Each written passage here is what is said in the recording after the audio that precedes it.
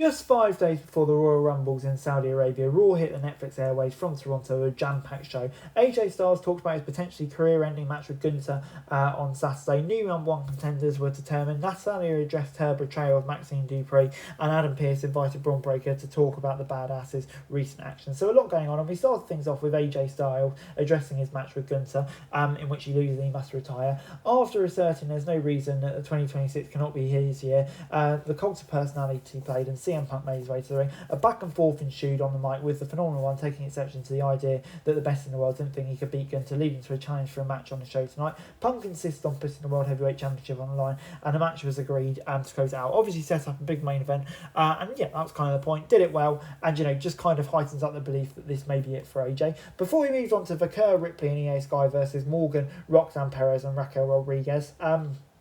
And yeah, the heels isolated Vaquer throughout the break, cutting her off from her teammates, despite attempts by the heels to prevent a tag. Lee Primera eventually made a hot tag to Sky, who exploded into the ring with her frenetic pace and high-energy offense. Ripley tagged in next and muscled up Morgan, tossing her into Rodriguez with a razor's edge. Ripley downed Rodriguez with a tornado DDT from Morgan, only for Sky to break up the pin. The action intensified, culminating with Ripley delivering a stunning headbutt to Perez and delivering a riptide for the pinfall victory. A really good match this.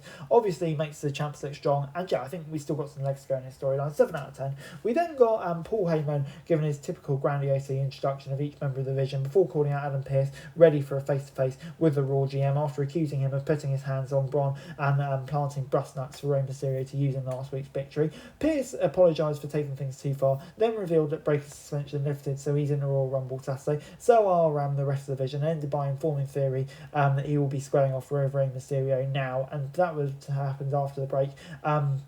Neither men really had a sustained advantage, with the Vision as well as Penta and Lee at ringside. Theory cut Mysterio off on several occasions, but that failed to keep him down for the pinfall. Late in the match, the heels created chaos, allowing Theory to get the win, deliver a stomp and score the win. After the match, the Vision laid down the baby faces. And yeah, overall, I'm going to give it a 5 out of 10. It's pretty predictable the way this would go with the heels at ringside.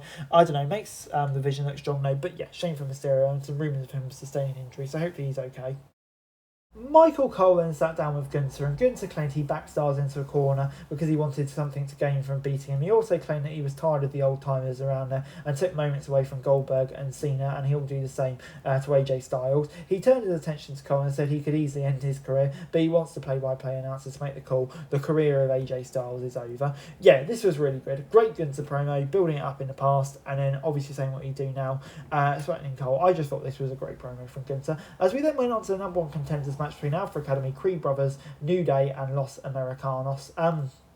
As the action broke down late in the match, Otis and Tozawa rolled, wiping out the competition and keeping the fans invested in the action. They overcame late match surges from the New Day, overcame selfless teamwork from the Creed, and sent Los Americanos to the floor before Tozawa delivered a senton to Julius for the win. Bit of a surprise result, I must say, but I'm not against it. I think Tozawa and Otis have really deserved their chance, and a showdown with Jey Uso ended the segment. Obviously, a bit of a shame there's no Jimmy at the moment, but I still think that could be an intriguing match. Before we moved on to our main event, Punk and Styles trading counters and reversal before the Phenomenal One rocked the world champ with a knee to the floor and allowed him to seize control during the break. The war over the top pros on the Raw brand continued after each emptying their arsenal, leading to a top rope elbow drop from Punk for a near fall. The best in the world transitioned right into the Anaconda device, but Styles escaped, bridged out and tried for the Styles Clash. Punk escaped and sent the challenger into the corner, only to find himself once again entrapped in his opponent's grasp. Instead, the champ dropped Styles with a go to sleep on the arena floor. The Phenomenal One narrowly beat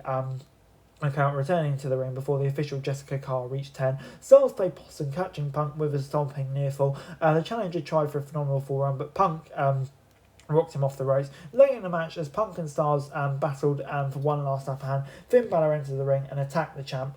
He delivered the shotgun drop kick and driving Punk into the guardrail, adding a coup de grace and another, stood tall as the show went off the air. Yeah, really great match between Punk and Styles. I mean, great to see Styles have this match. If it is his penultimate match, who knows? And I think finally setting Balor up as a main event guy, it's long overdue, and yeah, really looking forward to seeing what he can do in another hopefully great match with Punk. So yeah, gets an 8 out of 10 from me.